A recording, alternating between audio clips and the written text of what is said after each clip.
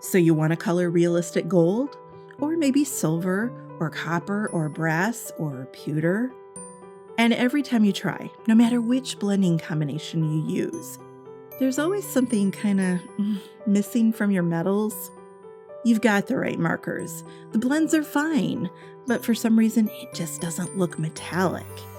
Today, let me show you the secret to coloring realistic metal, because there's something very important missing from your blending combination. It's you.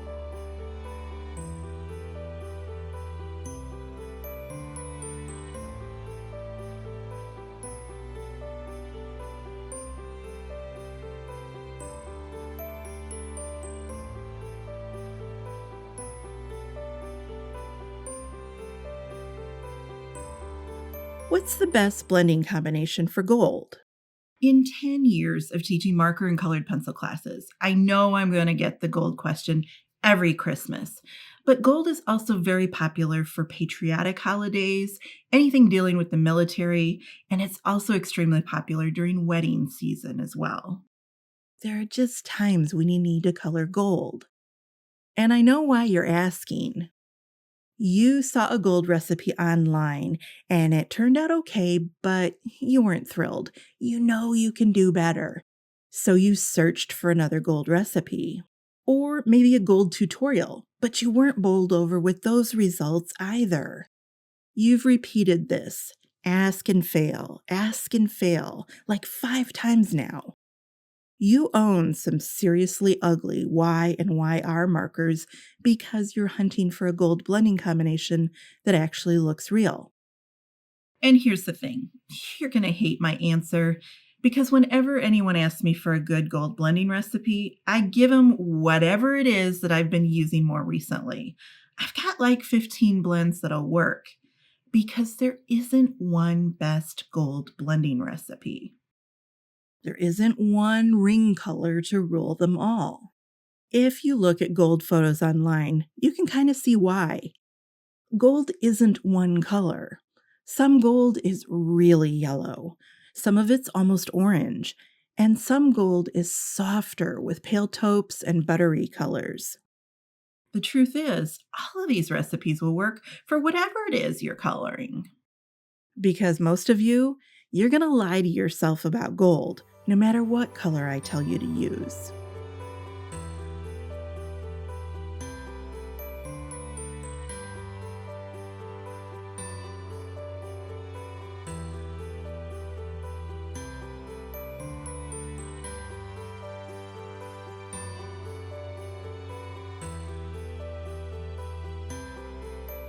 You've been watching me color a gold star for a few minutes now.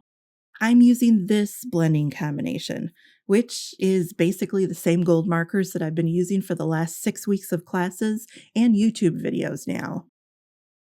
And it's not because this is the greatest gold blend ever. And it's not because I'm lazy. It's because it really doesn't matter which markers I use. Any goldish markers will do. So I've got my golden blend here, and I'm going through the facets of this star one by one. I'm darkening the facets which face away from the light, and I'm highlighting the facets which are picking up lots of light. And when I'm done, we'll all lie to ourselves and say, yes, this looks like gold. It's so shiny. But is it?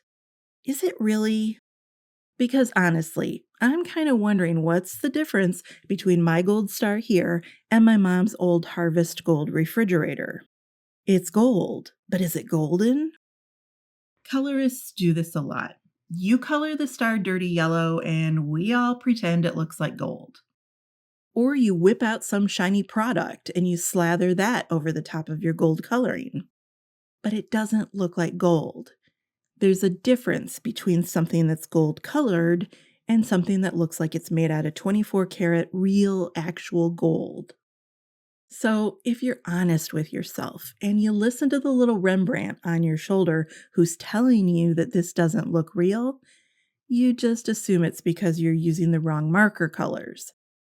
When the marker colors don't work, you figure you're not using the right technique. I've seen some instructors talk about the importance of contrast when coloring gold. Supposedly, you've got to get the darks almost black and the lights almost white to create a metallic effect. And several people talk about using crisp edges and leaving things a bit unblended. That's supposed to look shiny too. But here's the thing. I didn't come across anyone talking about the thing that I think is the most essential element of coloring something realistic, shiny, metallic, and golden. And because nobody else is talking about it, it kind of makes me start to think that I'm the crazy one. Am I the only one who thinks that the most important feature of shiny gold is you?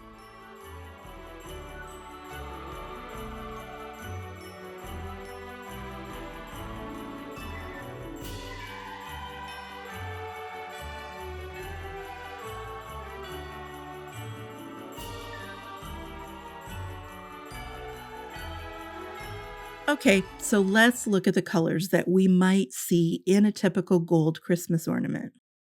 And we have to be careful here because some of this stuff is AI.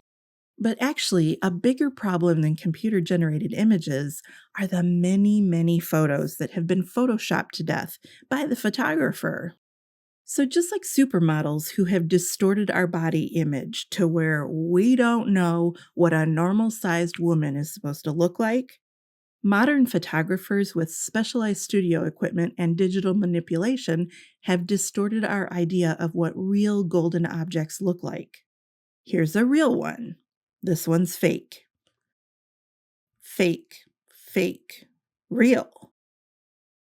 Fake. Real. Real. Real. Fake. Real. And how can I tell which ones are real and which ones are fake? And how am I doing it so fast? Well, let's look at the colors that we can see in this real Christmas ornament that I have here on my desk. So this is a good gold color here, and there's a good darker gold right there. Oh, and hello. Hi there. That's me, and I'm waving at you. Now, I know earlier you thought I was trying to be encouraging and inspirational when I said the thing missing from your gold is you. Nope. I really don't care if you've been living your best life. I literally meant that you and your face is the thing that's missing from your golden projects. And that's the difference between a gold star and my mom's refrigerator. Gold is a mirror, and if you're not in the mirror, it's going to look fake.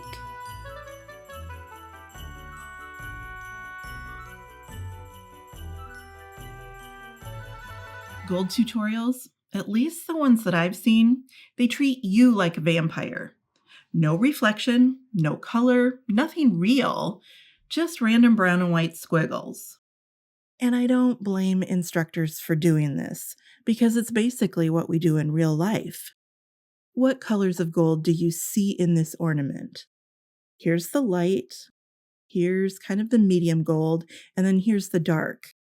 But what about this green up here? Nope, that's just the branch it's hanging from. Ignore that. We're just looking at the gold. Well, wait a minute. Why are we skipping over the one thing that's going to make brownish yellow look like pure gold? Metallic objects are not like everything else. Normally, when you color a shape, you will shade some parts on one side and you'll highlight on the other side. But you can't do that with metals. You can't shade metals because they don't carry shade like everything else. They're mirrors. The lights and the darks that you see on a metallic object, you're not looking at shade. You're not looking at highlights. You're looking at reflections. Reflections of the room around the ornament. This ornament was photographed in a warehouse, and clearly they were set up for Christmas because we can see the 3 trees that they were using for other shoots. Here's another studio. This guy's photographing lots of ornaments today. Oh, look, there he is. And here he is again.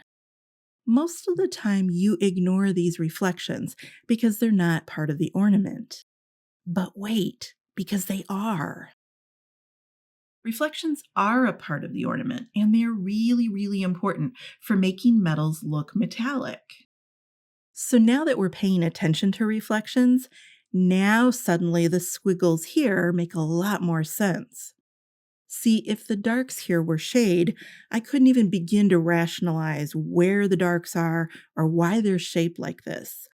But when we finally allow ourselves to admit that these are reflections, suddenly the shapes make more sense, and we're seeing colors that we didn't see before. And hey, now you know the secret of this project. And this one too. So, now I'm the person in the hot seat. You should be asking me. Hey, Amy, what is your star reflecting? Uh, it's not reflecting anything. And that's the problem. So, shall we keep pretending it looks like gold, or should we fix it?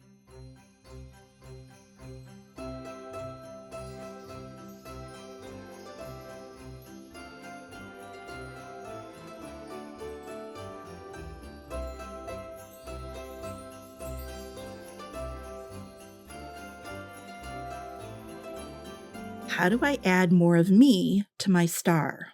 Well, that's the thing. I really don't want my face staring out at you like George here. But that doesn't mean I can't put some of my world into the star. My studio walls here, they are the same color as BG11. I didn't plan to match a Copic, that's just the nearest marker to the paint swatch that I liked at the store. Anyway, I know the gold will reflect some of that room color, so that's why I was using BG11 as my underpaint, and I'll be adding more aqua with Holbein's Celadon. We need more environmental color than that, though.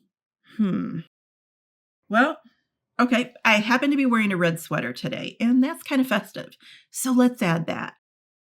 I think I'll use Holbein's Carmine Red, which actually isn't carmine at all, but that's just me being picky about the name. It's a very pretty red, and it matches my sweater.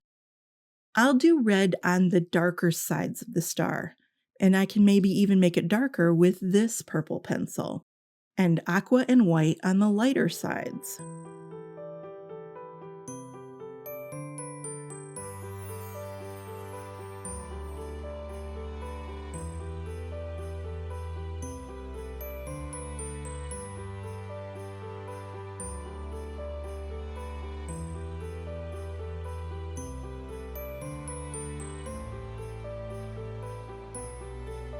Now, I go into the entire coloring process in my Golden Star class, so I won't be teaching that as a step-by-step lesson here.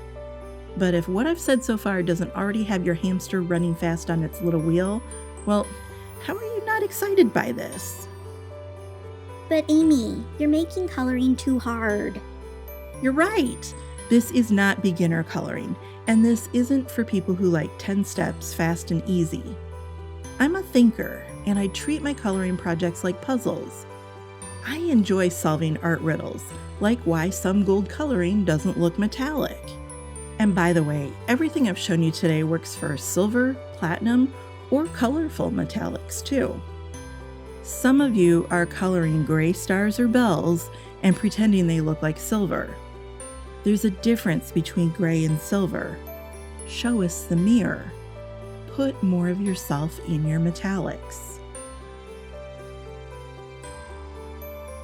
Hey, remember I mentioned earlier that I've been using the same gold recipe for several videos now? Well, here's that same gold blend with a green underpaint color. BG11 worked for today's star, but it would have looked totally weird if I had used it in the Santa hat.